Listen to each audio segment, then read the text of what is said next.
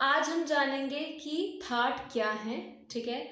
I know कि पिछले जो लेसन में हमने पढ़ा था थाट और थाट के लक्षण, पर आज हम थाट को थोड़ा और एक्सप्लेनेटरी फॉर्म में समझते हैं ताकि आप लोगों को और अच्छे से समझ आ जाए। तो थाट क्या है? बेसिकली थाट जो है वो पेरेंट स्केल है जिससे रागों की उत्पत्ति हुई है। थाट ही ना होता तो रागों की उत्पत्ति नहीं हो पाती। ठीक है।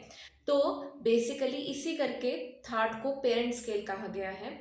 और थाट को अगर हम परिभाषा के रूप से समझें तो क्या है कि सप्तक के 12 स्वरों में से मुख्य 7 क्रम अनुसार स्वरों के उस समुदाय को थाट कहते हैं जिनमें राग उत्पन्न करने की क्षमता होती है। ठीक है। पंडित भातखंडे जी ने हमारे सामने 10 थाटों को रखा है, जिसमें से पहला थाट जो है वो बिलावल थाट है जिसमें सारे जो है शुद्ध स्वर लगते हैं।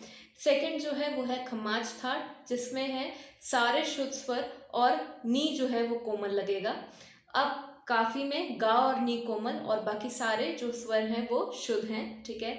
आसावरी थाट में हमारा गा धा नी कोमल है और बाकी सारे जो हैं शुद्ध स्वर हैं। इसी तरीके से हमारा रे गा धा नी कोमल है और बाकी सारे शुद्ध स्वर हैं, तो उसको बोलेंगे हम भैरवी थाट। ठीक है। रे और धा कोमल है और बाकी सारे शुद्ध स्वर हैं, तो उसको बोलेंगे हम भैरव थाट।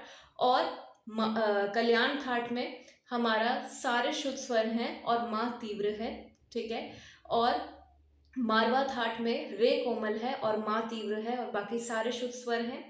फिर रे धा कोमल है और माँ तीव्र है, तो उसको पूर्वी थाट माना गया है। ठीक है। और रे गा धा कोमल है और माँ तीव्र है और बाकी सारे शुद्ध स्वर हैं, तो उसे तोड़ी